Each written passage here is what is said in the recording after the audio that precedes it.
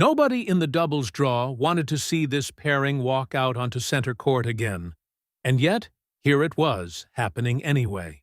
A 46-year-old icon and a 21-year-old rising star from the Philippines standing side by side under the lights of Toronto, ready to remind everyone why people had been talking about them since the summer began. Because this wasn't just another doubles match tacked onto a busy tournament schedule. This was the return of a partnership that fans had been begging to see again, ever since it first flickered to life months earlier on the clay of Bad Homburg. And if you were tuned into tennis at all this year, you already know the name causing all the noise, Alex. The Filipina phenom who has turned into the sport's most electric storyline practically overnight. And standing right next to her, Venus Williams, a name that needs no introduction. A woman who has already won more Grand Slam doubles titles than most players will ever sniff in a lifetime. And when these two share a court, something strange and wonderful happens. The crowd gets louder, the atmosphere gets heavier, and suddenly a first-round doubles match feels like a final. So let's rewind for a second and talk about how we even got here. Because this story doesn't start in Toronto. It starts weeks earlier in Washington, at a tournament where this partnership was supposed to happen and simply didn't. Alex had been scheduled to play doubles with Venus at the DC Open. But in a moment that revealed a lot about her character, she pulled out of that draw entirely, not because of injury, not because of scheduling conflicts, but because she made a call that surprised a lot of people watching from the outside. She said she respected Venus too much to give her anything less than 100%. And coming off a break, she wasn't sure she could offer that yet. She talked about how grateful she felt just to be around a legend like Venus, to learn from her, to hit balls with her. But she also said plainly that Venus deserved a partner who could show up fully. Physically, mentally, emotionally, and at that moment, she didn't feel like that partner. So she walked away from doubles in Washington to protect the singles run she was building. And here's the part that makes the whole story feel almost scripted, because that decision turned out to be the best one she could have made. With doubles off her plate, Alex went on an absolute tear through the singles draw in Washington. And by the end of the week, she had done something she had never done before. She won her very first WTA singles title. And she didn't do it against nobodies either. She took down players who had won Olympic gold, players who had lifted Grand Slam trophies. She beat a former champion ranked inside the top 3 in the entire world. And by the time the dust settled, she had rocketed up the rankings to a career high inside the top 20. So when people talk about the sacrifice she made in Washington, understand that it wasn't really a sacrifice at all. It was a decision that paid off in a way nobody could have predicted. And it set the stage perfectly for what was coming next. Because now Alex arrived in Toronto not as an unproven newcomer riding hype, but as a legitimate champion with a trophy to prove it. And this time, doubles was back on the table. This time, the reunion with Venus could finally happen.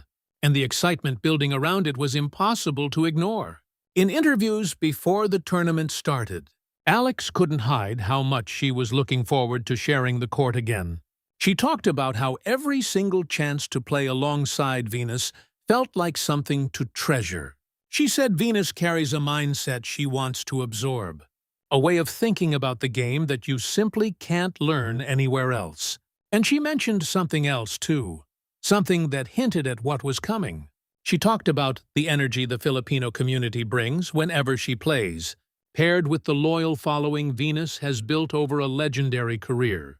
And she predicted the combination was going to create something special in the stands. She had no idea just how right she would be, because when tournament officials sat down to plan the schedule, they realized quickly that this match couldn't be treated like a typical first-round doubles pairing. The demand was already through the roof, so they made the call to move Alex and Venus onto the tournament's biggest stage, the main show court, a venue that seats over 10,000 people.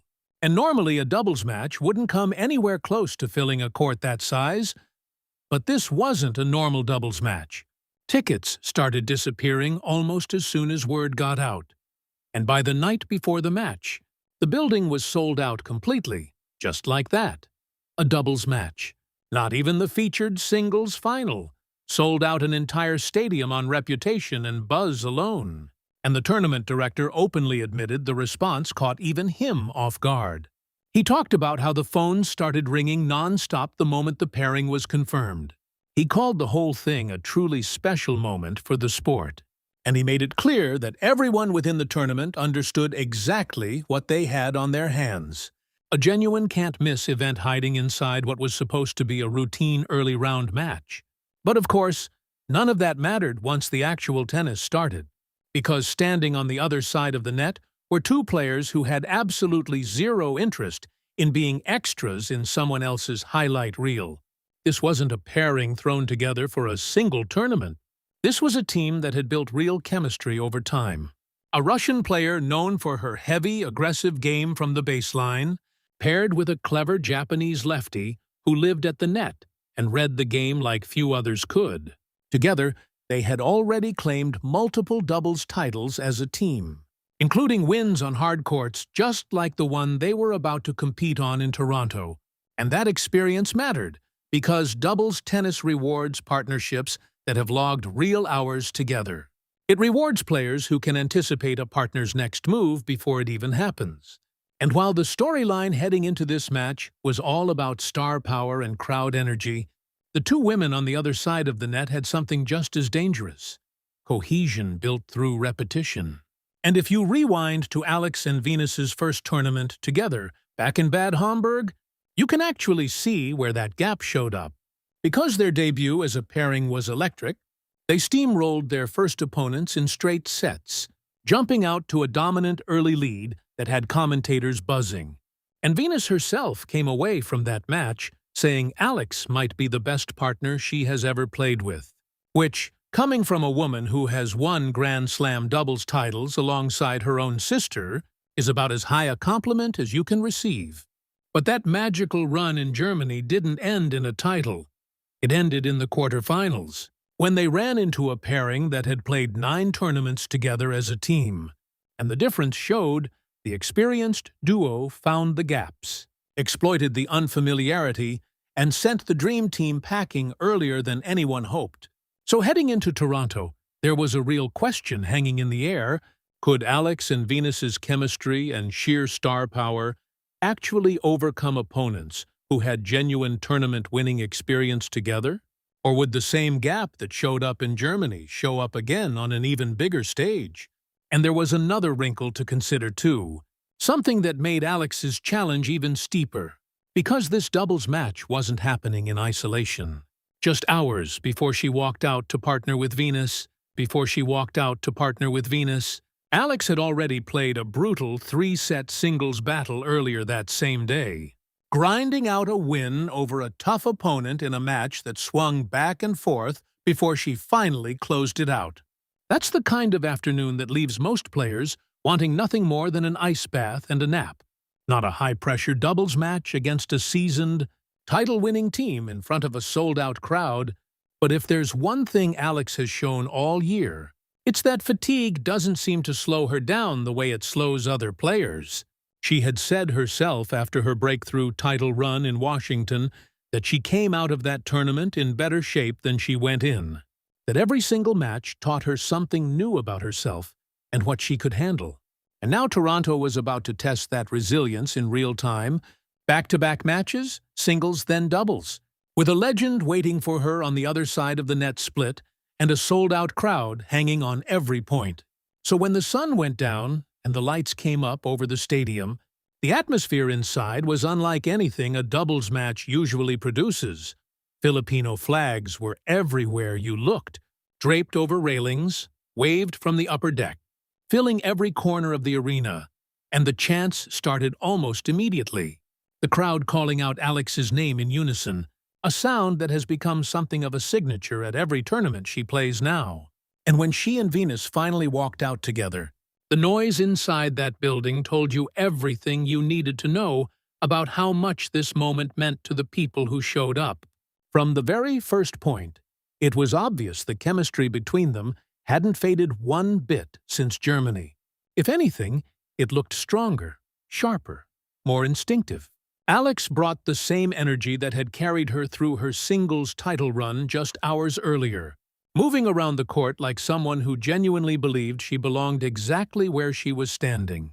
And Venus, for her part, played the role she has mastered over more than 2 decades at the top of the sport, controlling the baseline with the kind of calm, veteran composure that only comes from having done this 1,000 times before.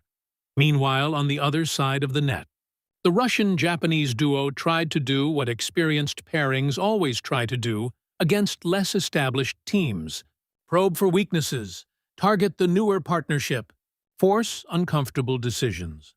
But it didn't work. Not this time. The young star and the legend built an early lead and never really let go of it. Every winner Alex struck sent the crowd into another eruption. Every point Venus controlled from the back of the court reminded everyone in the building why she remains one of the most respected competitors the sport has ever produced. The first set ended in a way that felt almost inevitable by the time it was over. A clean, convincing statement that the pairing everyone had been buzzing about was very much for real. And when the second set began, the opponents did exactly what title-winning teams tend to do. They refused to fold. They fought back with everything their experience together could offer, pushing the match into tighter, tenser territory, testing whether the dream team could hold up under real pressure instead of just riding a wave of crowd energy. And this is where the story could have gone a very different direction. This is where the gap that showed up back in Bad Homburg could have reappeared, but it didn't. Alex and Venus held their nerve. They adjusted. They leaned on each other in exactly the way a real partnership is supposed to. And when the final point of the match was struck, the scoreboard told a story that silenced any doubt about whether this pairing could actually compete at this level. They had done it. First round, center court, sold-out crowd, a genuinely accomplished doubles team standing on the other side of the net. And the dream team had come through, thinking back to something Venus said before the tournament even started. Reflecting on their short history together, she talked about how well things had gone in their first outing and said that if they simply got the chance to play together more often, she believed they could be a genuinely dangerous team. At the time, it read like a hopeful, almost cautious prediction, the kind of thing veterans say to stay grounded. But after what unfolded in Toronto, those words sound less like hope and more like a promise that's already starting to come true. And it's worth pausing here to really appreciate what Alex pulled off on this particular day, because this wasn't a quiet, low-pressure afternoon where she strolled onto an outer court and picked up an easy win. This was a full day of tennis under extreme pressure, a grueling 3-set singles victory that could have gone either way, followed almost immediately by a doubles match against legitimate, title-winning opposition, in front of a crowd numbering in the thousands, all chanting her name, all wanting to witness history. And she delivered on both fronts in the same day. That's the kind of performance that doesn't just win matches. It builds legends. It's the kind of day that people will look back on years from now and point to as the moment they realized this player was different. This player was built for the big stage rather than intimidated by it. And for Venus, there's something deeply fitting about being part of this story too. Because here is a woman who has already accomplished nearly everything the sport has to offer. 7 Grand Slam singles titles, 14 Grand Slam doubles titles.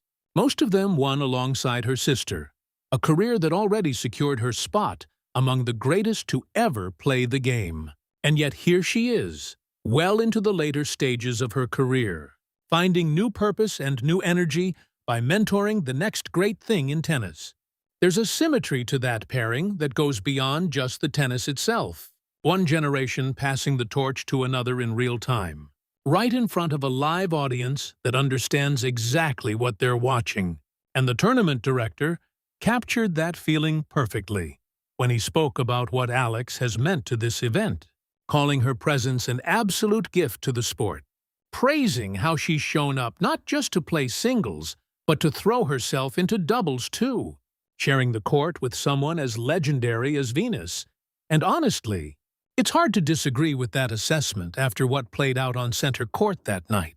Because what we witnessed wasn't just a first-round win, it was a genuine changing of the guard moment wrapped inside a doubles match.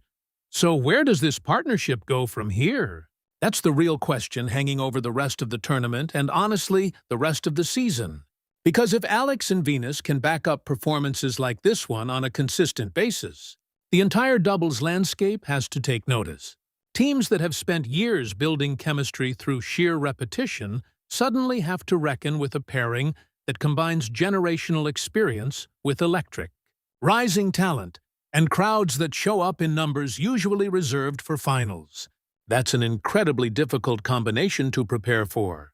You can scout tendencies, you can study patterns, but you can't fully prepare for the emotional weight of playing against a legend and a rising superstar with an entire stadium chanting for their opponent's downfall. And if this Toronto performance is any indication, the rest of the doubles draw should be taking this partnership very seriously going forward. Because what started as a feel-good storyline in Germany has now evolved into something with real teeth, real results, and real staying power. Alex herself seems to understand the significance of what's building here, too, in the aftermath of the win. The message coming from her camp wasn't about celebrating a single victory and moving on. It was about continuing to grow, continuing to learn from every single match, continuing to build something that lasts far longer than one tournament run. Because for her, this partnership with Venus was never just about racking up wins on a stat sheet. It's about absorbing everything she can from one of the greatest to ever pick up a racket, while simultaneously proving night after night that she belongs in exactly these kinds of moments. And for Venus, watching a player with this much hunger and this much talent grow right in front of her has to be one of the more rewarding experiences of this stage in her career. So, as the tournament moves forward, and this pairing potentially faces even tougher tests against even more accomplished doubles teams, one thing already feels certain: whatever happens next. This is no longer a feel-good side story tucked away on an outer court somewhere. This partnership has officially arrived on the main stage of professional tennis, backed by sold-out crowds, backed by real results against real competition, and backed by two players who clearly believe in what they're building together. The kind of legends are made from stories like this one, and if Toronto was any indication of where this partnership is headed, the rest of the doubles world better be paying very close attention. Because the Dream Team isn't just a nickname anymore, it's officially a threat. And threats like this one have a way of turning into legacies.